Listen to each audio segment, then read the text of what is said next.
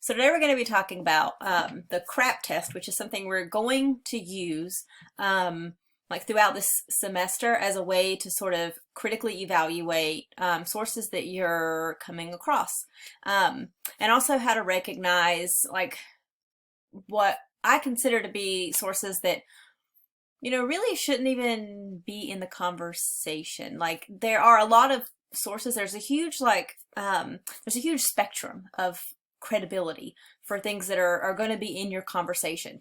You are going to come across things that are super credible and things that are by scholars and things that are by journalists and things that are firsthand accounts and things that have bias, and they're all part of the conversation except for these sources. And that's kind of what we're going to start with. Okay, so the first thing is recognizing content farms or really bad sources. So in order to do that, we're going to introduce the CRAP test, which is going to help you determine the level and type of crap you are reading. I'm going to make a lot of crap jokes. It's going to get awkward. Okay, so obviously it is an acronym because it spells out, sort of spells out, crap. Not to be confused with an initialism like UNC Charlotte, which doesn't actually spell out a word. Sorry, grammar nerd moment. So the first one is currency. So when you're looking at a source, you want to think about how current that source is. A common thing is to, for the page to pull up and look at it and, read through it and say, oh, this sounds interesting, and not pay attention to whether or not this was posted recently or whether this is part of the current conversation. So if you're going back to Burke's Parlor, thinking about whether or not this is from someone who is sitting at the table right now, talking and commenting on current issues, or are you, pulling up something that's old? Because it's kind of bad form to use something and throw out something that's outdated. You want to make sure that if you're talking about the issue now in the current conversation, that you're talking about and using sources that are relevant to right now. So you want to pay attention to when it is. So usually it's either at the top of the article where it has the author's name, or sometimes it's in like the last revised or updated part that's at the bottom of the article, kind of in the footer. So just kind of paying attention to, if you're doing something that's a really popular, heavily debated topic right now, then your sources need to be super current. If it's something that information is changing slowly, it's not as popular of a topic, then the current conversation might go back 5 years, but it does kind of depend on your issue. So you really have to pay attention to how popular and covered and how fast moving the information is. And you also kind of want to pay attention to one things that you can kind of tell if something is really old, like just the page itself, is, and this last thing here, if you're looking at a web source, if you check the links, a lot of times if it's a source that is older or nobody's using, the links won't be functional, or they'll be broken, or you go to a page and it'll say error, and the link won't work anymore. So that can be another kind of easy way just to tell if something is not passing the CRAP test. Thing on the list is relevance, so R for relevance. So there's a couple of ways to think about relevance, like how relevant it is to your question. One thing is how in-depth and unique the information is. Something is not super relevant if it's rehashing old or superficial information. Another thing that you might want to think about is whether or not you are looking for something that is representing a particular group or voice or perspective, or whether you're looking for a certain type of information. You're trying to answer a certain kind of question, and you want to make sure that the source is really not necessarily finding what you wanted to find, but definitely in terms of what it's offering, hitting the nail on the head. An example of something that's not relevant in this sense would be, you went looking up something for some historical context, and you found this article that's huge, but the only part that's relevant is this little bitty, small subsection. That would be something that's not super relevant or super helpful. So you would want to scratch that and maybe move to something different, obviously paying attention to assignment requirements and that kind of stuff. The other thing is paying attention to whether or not it's referencing other sources, or if it's available available elsewhere. And we'll talk a little bit more about this later. Like, for instance, the first essay that you read in your textbook by Megan Rand, she referenced several comedians. If you wanted to quote one of those comedians and you found that quote in Megan's article, you wouldn't want to quote it from Megan's article. Like, you wouldn't want to just find that quote and it's by her. You're not using anything else in Megan's article. You're just using this quote from that comedian. That wouldn't be the best source to use. You would want to go back and find that comedian's book or that comedian's source and use that, because that's the original place it was and that's what's most relevant to what you're doing. So relevance goes in a lot of different directions and it can be a little bit tricky. That's something we'll kind of practice with, you know. Authority. I think we pay, oh, sorry, it's kind of jumping around a little bit there. Again, authority is something that goes in a lot of different directions also. Obviously paying attention to who the author or creator or the sponsor is. A lot of times, especially if you're on the internet, you can't always find who the author is of a text, but it's important not just who the name of the author is, it's also important who is behind it. So paying attention to not just this journalist, but what is the political slant of the paper that they're the news source that they're writing for, or what is the bias of the, you know, organization or company that's behind it. So paying attention to author and authority in kind of two different ways there, not just the writer itself, but who is in charge of that writer, and are there any biases there? And does that writer have biases? There should be an author. One of the biggest no's is if you cannot find an author or a publisher or any information about where that source was from.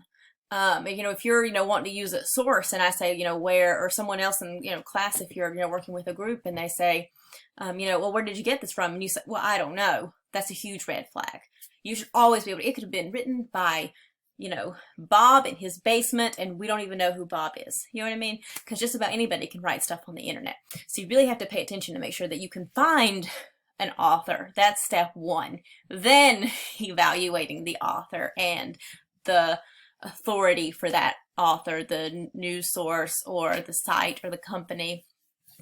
Paying attention to that author's specific credibility. If it's like, is it a personal stake that they have? Is it professional? Like, are they like a journalist or news, or this is their, you know, related to their job? Or is it scholarly? In which case, like, if they're saying they're an expert in this issue, like, and they're writing as an authority, what have they published? Where have they published? Can you find it? Where are they educated? Is their degree relevant? A lot of times you'll find like sources online, and if you actually read the author bio, it'll say like this person has they're writing about like video games and teens, and their degree is in English. They have a master's degree in English from such and such university. Awesome. What exactly does having a degree in English, like how does having a degree in English qualify you to write about that? I mean, it sounds nice, they have a degree, but it doesn't make them an expert in the thing that they're writing on. So that's a little bit sketchy, and you have to kind of watch out for that. Another thing is kind of paying attention to the domain. I bet a lot of you wrote that you were, in your notebook entry before this, you wrote that you were told to stay away from .com sites. There's a lot of different domains that house a lot of different kinds of sites. There's, you know, the .com, the .edu, which houses like educational stuff. There's the .gov, which is like government websites, .org, organizations, nonprofits, that kind of stuff. You don't need to just stay away from .com sites. I'm going to give you an example. Like, you might find news sources. You know, news sources are also like often .com, right? A lot of your news and a lot of your interviews and a lot of your first-hand accounts and all that stuff are going to be .com. What you have to be careful about with .com is that it does in fact stand for commercial, so they're usually selling something. If you go, wish I could zoom out, let me zoom out here. If you go to like CNN.com, so this is where I am, CNN. I'm gonna zoom out a little bit more so you can see the actual, now I guess you can actually see the site here. Maybe I can move it so you can see, there, CNN, there I am. Okay, so I'm on CNN, and you'll notice right at the top is an ad for a blender, because your margarita, it won't make itself. I mean, it won't. The struggle is real, right? You have to pay attention. Like, even the stuff that you would typically consider like a source that you might use is also going to be selling things. That's how they support what they're doing and make money to keep themselves in business and all that kind of stuff. But it also makes it a very tricky platform, which is, something we will, talk about a little bit in just a few minutes. And also the other one that you kind of have to watch out for sometimes is like the .org sites, because they can sometimes have some bias also, because that organization is typically going to give you information that supports what they're talking about. So you really sometimes have to pay attention and kind of verify things on those organization websites as well. So the second A is accuracy. And this is actually, I think this is super tricky, especially with the way internet and news and everything is today. I think you know what I'm talking about. Really paying attention to how accurate and reliable the information is. So again, kind of paying attention to some easy ways that aren't as tricky to kind of notice with this is, are the sources listed? Can you find references? Can you easily, like if they are really citing like credible specific things, they're gonna want to showcase that and make it really easy for you to verify stuff. So if you notice it's really difficult to find the sources of information, then that's probably on purpose. That's a rhetorical choice. So you want to pay attention to, are the sources listed? Is there a references list or a bibliography? Can you tell where those sources are used? Like, are there links? Has this been reviewed by a panel? A lot of times, especially if you're on like medical sites and things like that, it'll say like it's fact check, or it'll say here is our review process, and you can actually look at like the panel that checks everything and verify them to make sure that information is correct. So sometimes you can also like do your own research and kind of look and like verify things from other sources. Another easy way is to pay attention to like grammar and spelling and that kind of stuff, like correct citations, because that does kind of like, I guess it really does like put a little bit of a hit, a little bit of a dent in their credibility. If they're not doing enough work to like check their grammar and their spelling, it makes me wonder what else they kind of skimmed on, you know what I'm saying? The last thing is purpose. So paying attention to the reason behind that source. Is it there to inform, to teach, to persuade, to sell, to entertain? Because sometimes I can tell you if there's bias. If it's there to inform, things that inform can still be biased, can still kind of have that slant, but maybe less if it's there like, or also to teach, less if it's there to sell you something for sure. Or to persuade you of something, if you can tell like what the goal, what the point is, and whether or not the author has that bias. Sometimes you can tell that the tone or language is biased. Like you can hear the slant, and you can hear sometimes like an overly emotional way of like going at an issue that reveals a bias. So you can tell if the point of view is objective or impartial, if they're actually talking about multiple perspectives or really just focusing on this side is right and this side is wrong without really weighing things fairly. If they're basing things more on facts or opinions. How free of advertising is the website? Typically, the fewer weight and preference that are given to ads, the more personal and trustworthy we see the site. So something to think about is that sources come in many shapes and sizes, and each source has to be evaluated individually. We're going to practice using sources for more than just evidence in our research and in the digital essay. We've talked about knowledge building and illustrations being two other ways we can use sources. Just because you determine some elements of a lack of credibility, it doesn't necessarily eliminate its usefulness in your essay or your learning or its place in the conversation. For instance, just having that source in the conversation gives you an opportunity to learn more about evaluating, and maybe, for instance, you want to refute that source. Many biased sources have power in the conversation and therefore should be read. Many biased sources lack credibility in some areas, but represent a perspective that needs to be addressed or a voice that needs to be refuted. Lots of sources still belong in the conversation because it's there. It has power. People listen to it, believe it, talk about it, pass it on. For instance, there might be a popular documentary on Netflix that lots of people are watching that has bias. If you rule it out, then people that read your essay are going to assume that you haven't maybe seen it because it's popular. It's something that's in the conversation. So you have to make sure if you want to refute it or point out that it has bias, that you've watched it, that you're aware of it, and you can talk about it. So there are lots of ways you can use sources and have them be part of the conversation aside from just using them as evidence. Part of responsible research is to read the whole conversation, evaluate, figure out what to do with these texts that represent the good, the bad, the ugly voices in the conversation. There are, however, some exceptions.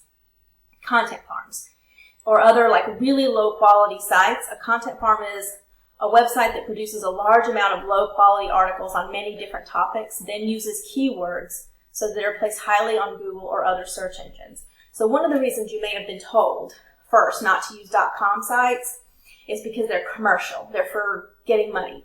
Well, there are lots of sources on .com sites that are good sources, like newspapers and things like that. They do have advertisements, but the advertisements are there so that they can make money to keep the content afloat. The focus is still on the content.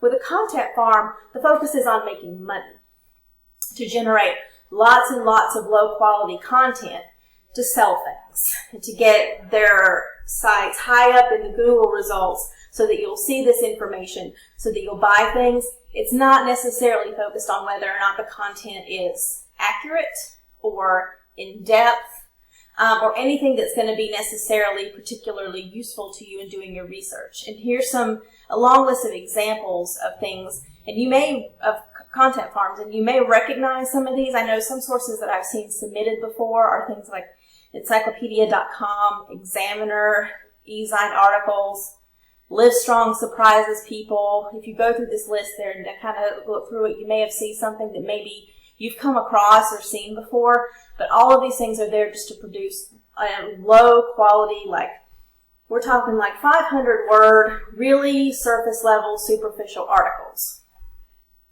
And a couple of red flags that you're going to notice when you come across these sites. One, they are riddled with advertisements. I mean, when we're talking about the term visual weight, where you're putting visual preference and like the amount of visual space that's given to something, where the focus is on ads. Ads are large, they break up the content, they're often disguised to look like sources. You're going to notice lots of advertisements. It's going to look like that article exists for the advertisements, not for the content. You're going to notice links to other sites that aren't necessarily sources. They might be links to other content farms or other low quality articles or even articles within the same content farm. It's going to keep you going in a circle and keep you kind of in the same place. References are missing, or they're really difficult to access, or they are other low quality sites. Now references, you'll notice, like if you're being responsible and you've done your research and you've done your citing, you want your reader to notice that. You're going to make it really easy. You're going to use hyperlinks. You're going to make it, simple for readers to access your sources. These kinds of articles, even if the references are there, they're really difficult to access. They might not have hyperlinks. It might be really vague. It's going to be superficial information. I'm talking like 3 ways to lose weight. I'm going to blow your mind here. Eat less, eat fewer calories, exercise, drink more water. It's going to be all stuff that could be just opinion or stuff that you could just spit out without actually doing any research. It's going to be really superficial, nothing mind-blowing. Sketchy author bios. Bios are going to be super vague. They're going to be like so-and-so has an English degree, but not say where. They have many awards, but not say from where, or exactly what the awards are. They've written for many magazines. Or it's going to say they have a degree in English, but they're writing about technology. Like the degree isn't necessarily relevant for what they're talking about. They're usually these little 50-word bios. You might notice notably poor grammar or spelling or choppy sentence structure because it may not even be a person writing it. Some personal experience here. When I was in college, I used to write this stuff, forgive me, I had to pay the bills, and I didn't really notice, but I didn't really think about it as unethical in any way at the time. Calling me stupid. But one of the things that I did was I was told often, don't use your own bio, like make something up. So that's something you may come across and something you have to consider. Also, with the notably poor grammar and spelling and it not being a person, a lot of times it's a manual spinner, whether it's a person or whether it's a program. A lot of times a company will get one article, they'll send it to a freelance writer, which is who's writing these articles, and a freelance writer is going to make it into 10 different articles that all pass Copyscape but basically say the same thing. So sometimes if you're reading online and it feels like you're reading the same thing over and over again, it's very likely that you are.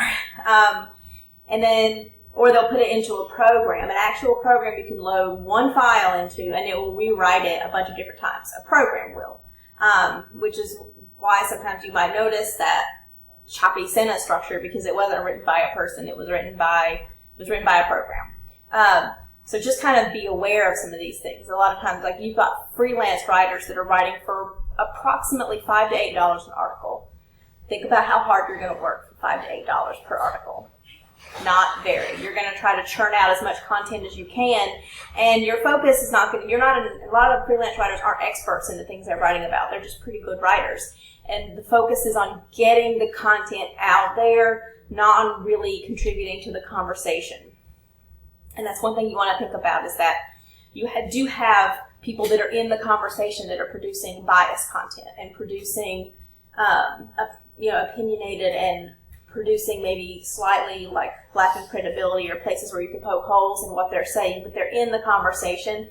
These types of articles really are choking out the conversation. They're not really part of it because they're just there for the money. They're not really there because they have a stake in the issue in any way. And you really want to be able to filter through these kinds of things.